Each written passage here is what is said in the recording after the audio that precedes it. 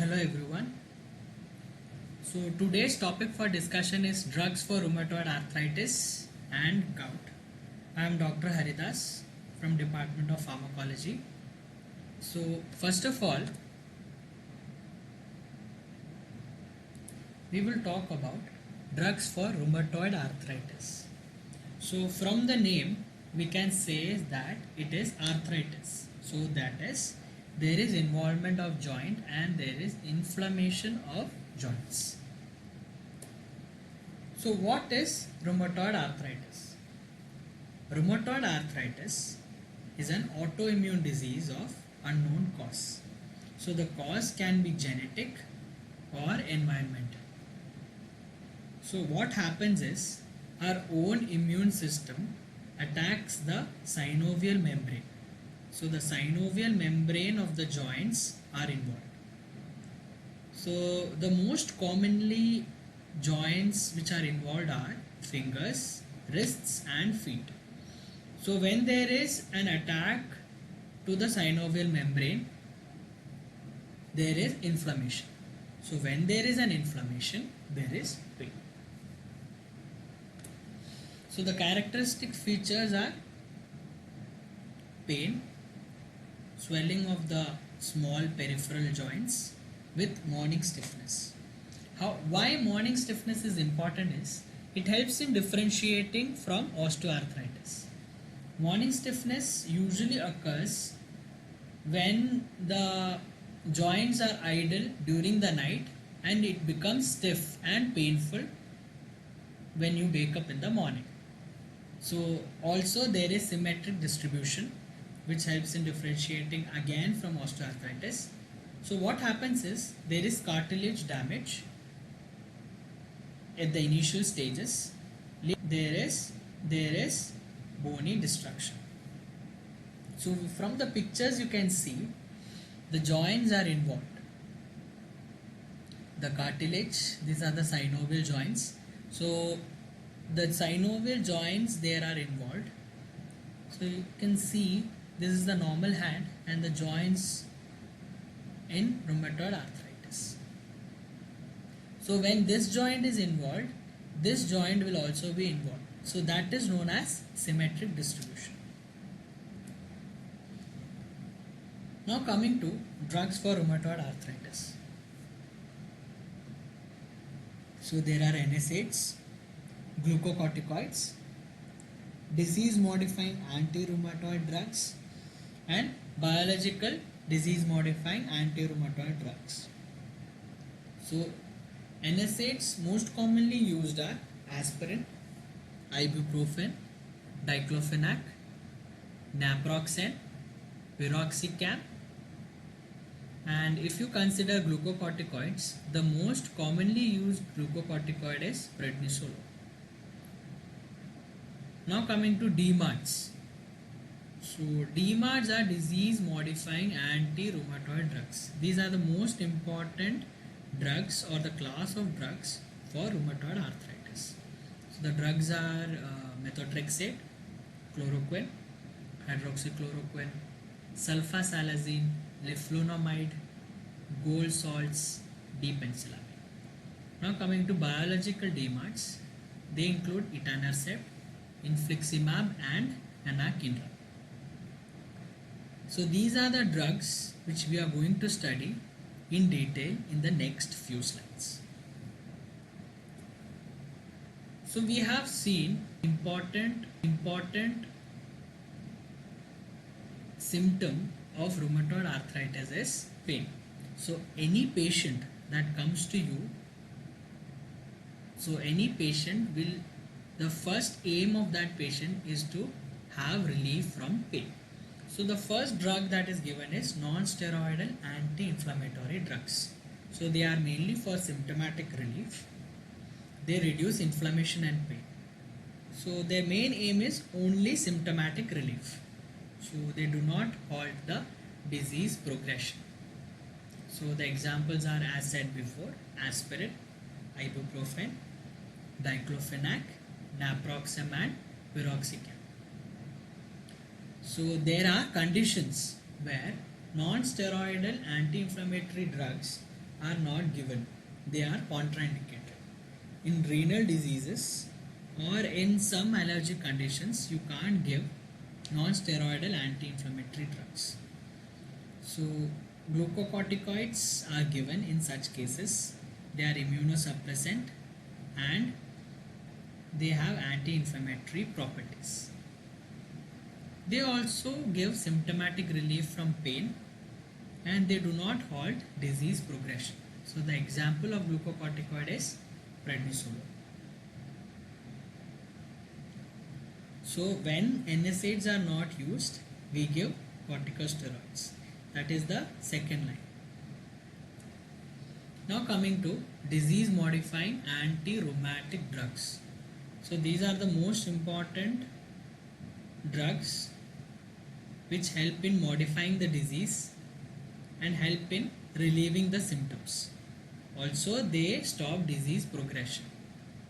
The new term that is given for disease modifying anti-rheumatic drugs is slow acting anti-rheumatic drugs. So they are a very important part of pharmacotherapy of rheumatoid arthritis. So we are going to discuss these drugs in detail. So first we divide DMARDs into non-biologics and biologics. Non-biologics are methotrexate, sulfasalazine, chloroquine and leflunomide. Biologics are tumor necrosis factor inhibitors. So tumor necrosis factor is one of the components which helps in the inflammatory cascade. So the TNF inhibitors are infliximab and adalimumab, and also interleukin 1 are also involved in the inflammatory cascade of rheumatoid arthritis. So the interleukin 1 antagonist is anakinra. Now talking about methotrexate. Methotrexate is the preferred DMARD in the treatment of rheumatoid arthritis. So it is the drug of choice. So methotrexate is a potent immunosuppressant and also has an anti-inflammatory action. So the mechanism of action of methotrexate is inhibition of dihydrofolate reductase enzyme. But in this case, that is in rheumatoid arthritis, it is given in low dose. So it increases the extracellular adenosine which has anti-inflammatory properties, and it has been seen that it causes apoptosis of activated lymphocytes. Now moving on, as it is said that methotrexate is given in low dose, how low should be the dose? So it is considered that 7.5 milligram weekly is enough for the treatment of rheumatoid arthritis. So it causes symptom relief in 4 to 6 weeks. So as many drugs have adverse events, methotrexate has adverse events like nausea, vomiting, mucosal ulcers, dose dependent hepatotoxicity. So these adverse events can be minimized to some extent by administration of folic acid and folinic acid. So what are the contraindications of methotrexate? The methotrexate drug cannot be given in pregnancy or in females who are breastfeeding and in also liver diseases. Now coming to chloroquine and hydroxychloroquine. As COVID times are going on, so we have heard about chloroquine and hydroxychloroquine, and thus they have become very famous for the treatment of coronavirus. In rheumatoid arthritis also, chloroquine and hydroxychloroquine are used. So what are they? They are anti-malarial drug. In rheumatoid arthritis, they induce remission in up to 50% of the patients. So why chloroquine and hydroxychloroquine? The advantage is that they are less toxic. although they are less efficacious, the lower toxicity profile is used as the treatment for rheumatoid arthritis. So the mechanism of action is it reduces interleukin 1, thus inhibiting B lymphocytes. So as they are less efficacious, they are used only when few joints are involved or when the disease is mild. So what are the dosage forms? So the chloroquine is given as 150 milligram per day and hydroxychloroquine is given as 400 milligram per day followed by 200 milligram per day. So these chloroquine and hydroxychloroquine are cytotoxic drugs because they accumulate in tissues and fluids. So therefore they cause cytotoxicity, and also it has been seen that they cause retinal damage. So we have to be very careful when we give chloroquine and hydroxychloroquine for a long duration of time.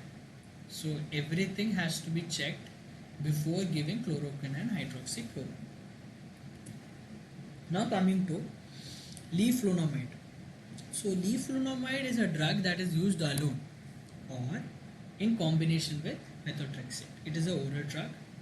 So the mechanism of action is mainly inhibiting lymphocytes. So the proliferation of stimulated lymphocytes is inhibited by leflunomide. So there is antibody suppression that is done by leflunomide. So what is the dosage? So the dosage is 100 milligram daily for 3 days followed by 20 milligram OD. So the adverse effects are diarrhea, headache and nausea.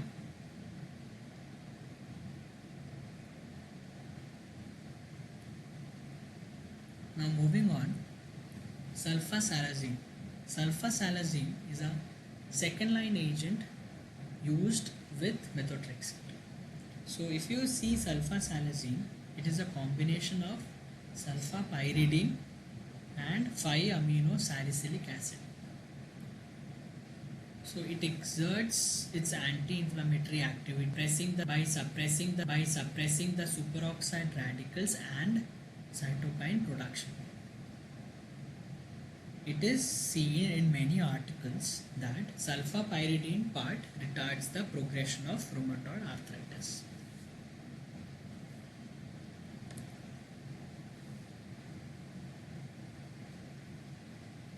They are mainly useful in ulcerative colitis, so their use in rheumatoid arthritis is very less, but it is used. So the dosage form is same as used for ulcerative colitis, that is 1 to 3 gram per day, and the adverse effects associated are neutropenia, that is decrease in the neutrophil count, thrombocytopenia and hepatitis. So we have to be very careful while giving this drug.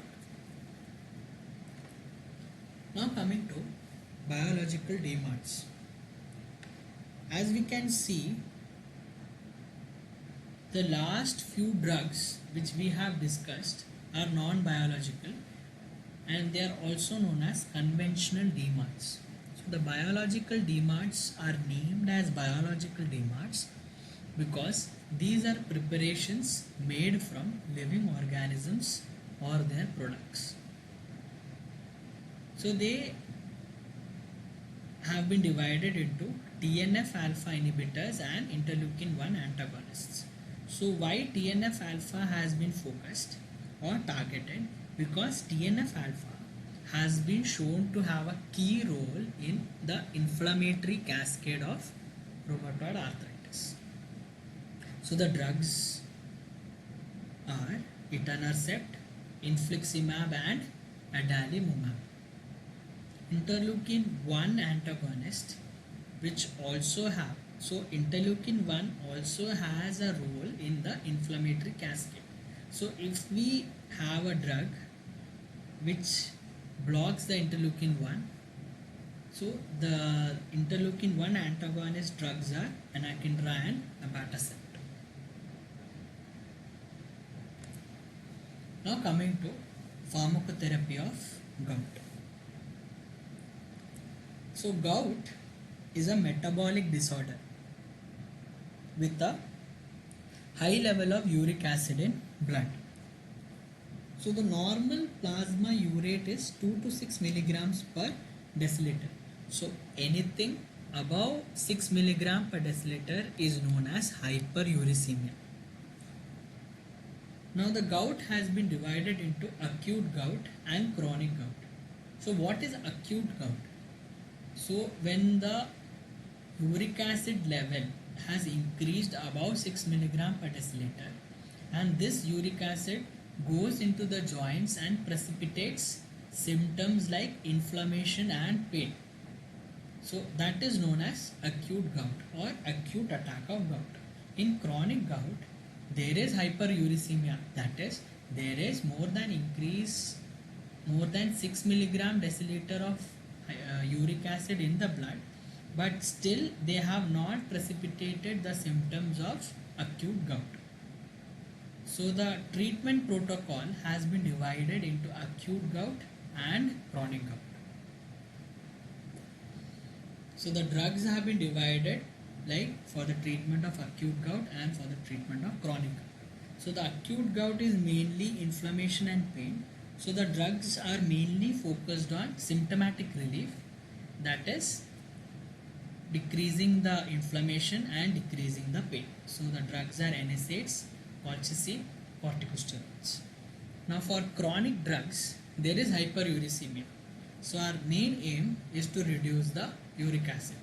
So the uric acid can be reduced either we increase the excretion of uric acid through kidneys, or we decrease the production of uric acid in the body. So the uricosurics are the drugs which increase the excretion of uric acid from urine. They are probenecid and sulfentrazone. And uric acid synthesis inhibitors, they are allopurinol and febuxostat.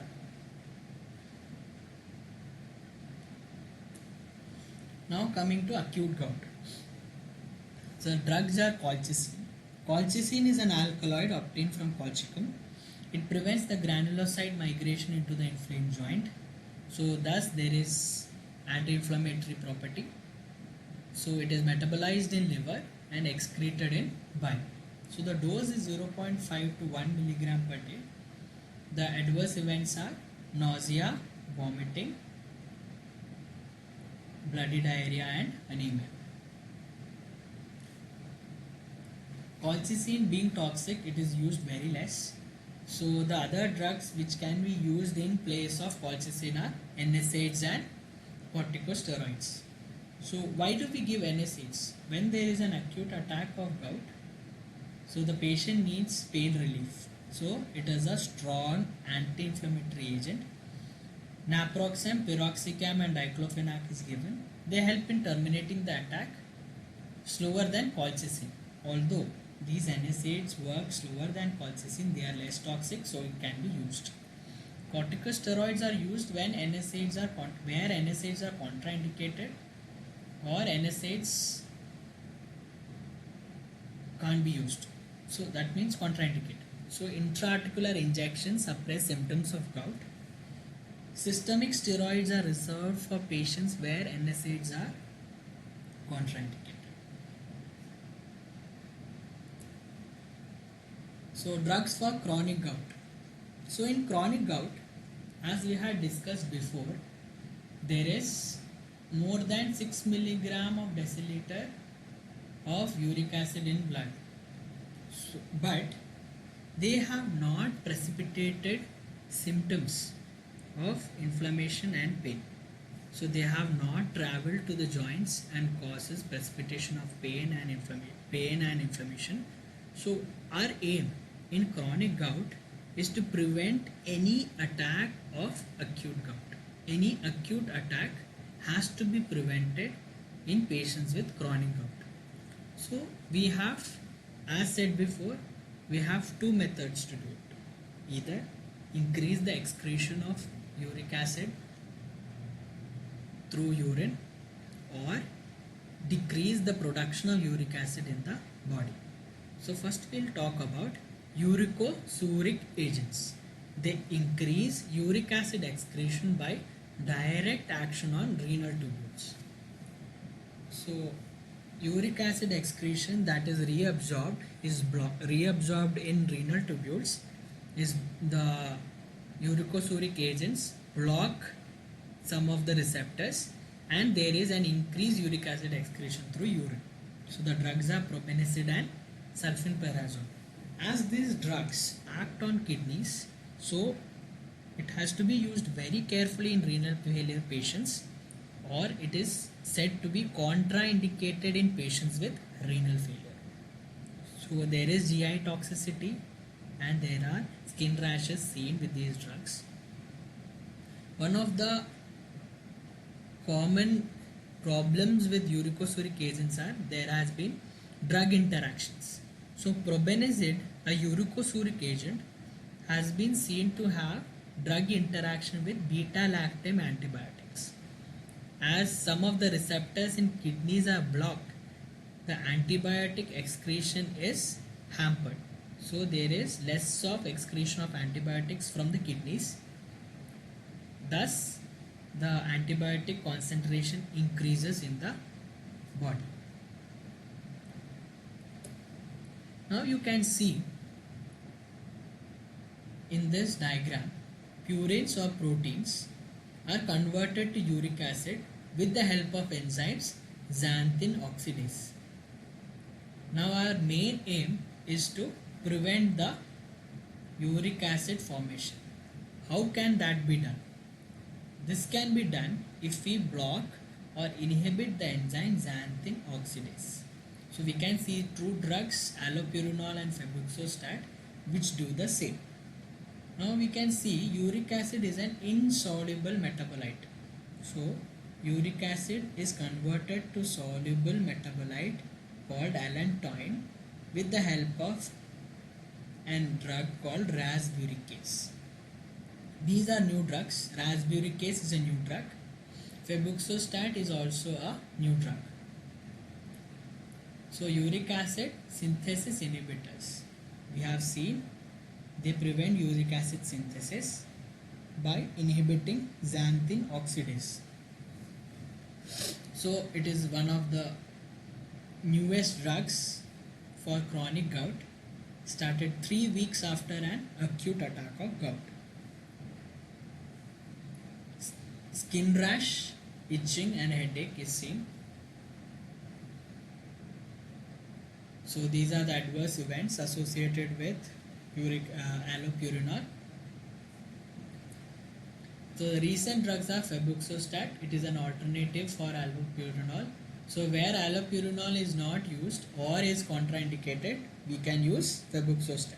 It's a xanthine oxidase inhibitor. And another drug, as I said before, is rasburicase. It makes the uric acid a water soluble metabolite, thus excreted in kidneys. So that's all for today. Thank you and stay home, stay safe.